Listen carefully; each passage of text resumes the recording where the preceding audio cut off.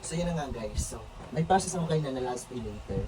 Pero hindi ko na video kasi akala ko naka-on na yung camera. So yun pala, hindi ko pala napindot yung ano para mag-record na. Kaya at the end, walang record na nangyari. So ito na, no, may nag-process akin ng last pay later.